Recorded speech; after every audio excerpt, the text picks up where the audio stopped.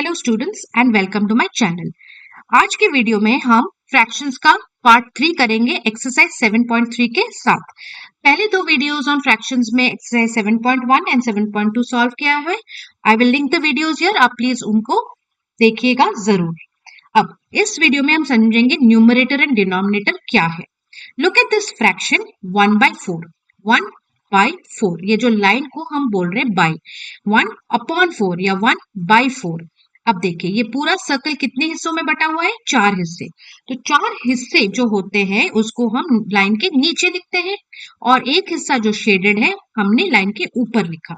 1/4 is equal to numerator by denominator. अब आप denominator को कैसे याद रखेंगे? डिनोमिनेटर मतलब डी से स्टार्ट हो रहा है। आप एक चीज ध्यान रखेंगे, denominator means D, so down, वो लाइन के डाउन या नीचे लिखा जाएगा। So D means down, D means denominator और ऊपर रहेगा numerator. The number on the upper part of the line is called numerator, tells us how many parts we are talking about, whether shaded या not shaded. The number on the lower part of the line is called denominator. Lower part या नीचे या down is called denominator. It tells us how many parts the whole figure has been divided into. So fraction क्या है? Numerator by denominator, which is equal to numerator क्या है? Parts being referred to. Referred to मतलब क्या, कितने parts shaded है या not shaded है जो question में पूछा गया है, divided by the denominator, that means कितने total हिस्सों में वो figure को बांटा गया है। तो उसको ध्यान में रखते हुए एग्जाम्पल 1 करते हैं। Find the fraction of the figure whose one part is shaded. अब टोटल हिस्से कितने हैं उसको लाइन के नीचे लिखेंगे 9, और यहाँ पर क्वेश्चन में पूछा है whose one part is shaded, one part, so 1/9। B में भी देखिए 5 हिस्सों में बटा हुआ है तो लाइन के नीचे 5 लिखेंगे और एक हिस्सा कलर्ड है, शेडेड है, तो 1/5, numerator by denominator. Now example 2, write the fractions for the parts of the cake left behind. Left behind मतलब जो कि बचा हुआ है, ठीक है।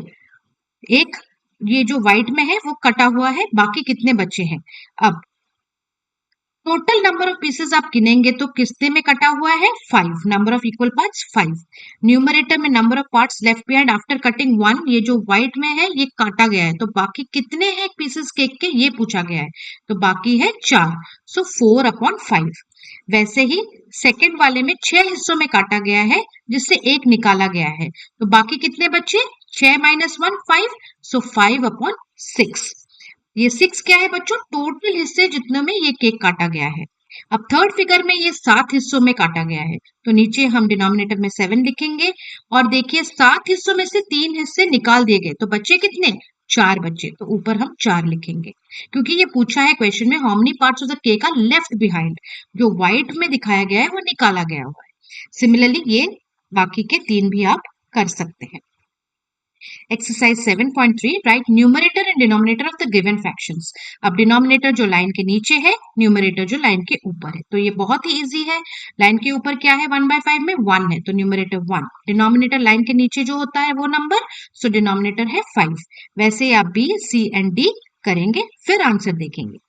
2 देखिए, write the fraction whose numerator and denominator are given as, numerator दिया गया आपका 7, डिनोमिनेटर दिया गया 18, तो हम फ्रैक्शन कैसे लिखते हैं, न्यूमरेटर अपॉन डिनोमिनेटर, सो 7/18। वैसे ही आप बी, सी और डी को करेंगे। थर्ड है, right a fraction for the shaded part in both numerals and words for each of these figures, also complete the table. Shaded part का हमें देखना है। अब ए फिगर में देखिए, ए फिगर में टोटल पार्ट्स कितने हैं, 4, तो आप नीचे 4 लिखेंगे लाइन के और कितना शेडेड है 1, सो 1/4, और ये आपका वर्ड्स में है 1/4, ठीक है।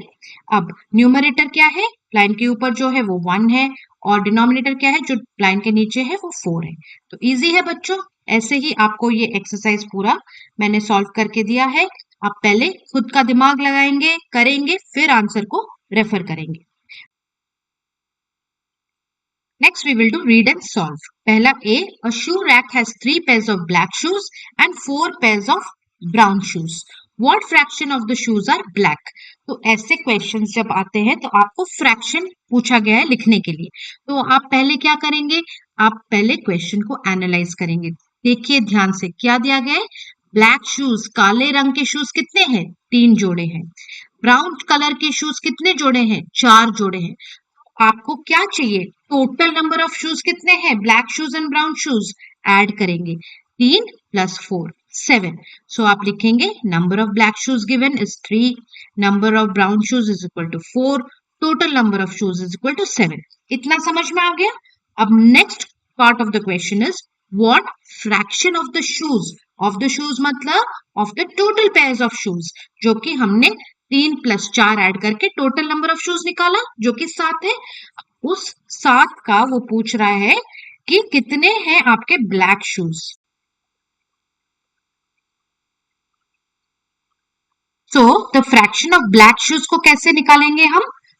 जितने नंबर ऑफ ब्लैक शूज है divided by the total number of shoes. So fraction of black shoes is, कितने पेयर्स है ब्लैक शूज के? 3 pairs, divided by total pairs कितने हैं? 7। सो 3/7 और 3/7। ठीक है। अब B, Anwar has 10 pencils with him, out of them 4 are coloured. Anwar के पास 10 पेंसिल है जिसमें से 4 कलर्ड है। What fraction of the pencils are coloured? Total pencils with Anwar is equal to 12, number of pencils coloured is equal to 4। अब वो पूछा है कि कितने fraction of coloured pencils of the whole are coloured. So coloured pencils कितने हैं? 4, divided by total number of pencils 12। So 4/12 can also be written as 1/3. So the fraction is 1/3. Aarti has 12 bangles with her. आरती के पास कितने bangles है? Total 12 है। Out of them 3 are green. कितने green bangles है? Number of green bangles 3. 4 are red. Number of red bangles 4. And the rest are blue. Rest are blue मतलब green bangles आपको मिल गए, red bangles मिल गए, दोनों को ऐड कीजिए, 7 हो गए।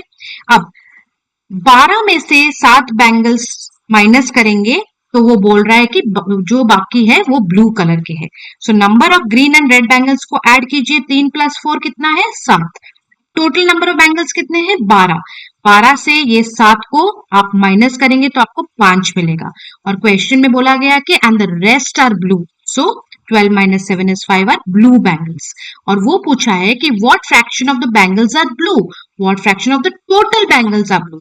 सो ब्लू बैंगल्स कितने हैं? 5 है, डिवाइडेड बाय कितने टोटल बैंगल्स है? चूड़िया कितने टोटल है? 12। सो 5/12 is your answer. So with this we come to the end of your exercise 7.3 also. If you have any doubts मुझे comment section में पूछिए, I'll try to clear it. If you like my channel, please like, share and subscribe. Notification button को on रखिए ताकि next parts में डालूं fractions के या कोई भी और वीडियो डालूं तो आपको notification मिल जाए। मेरे चैनल के प्लेलिस्ट में और बहुत सारे वीडियोस हैं, please go through it. It might help you for your exams. Thank you students and all the best.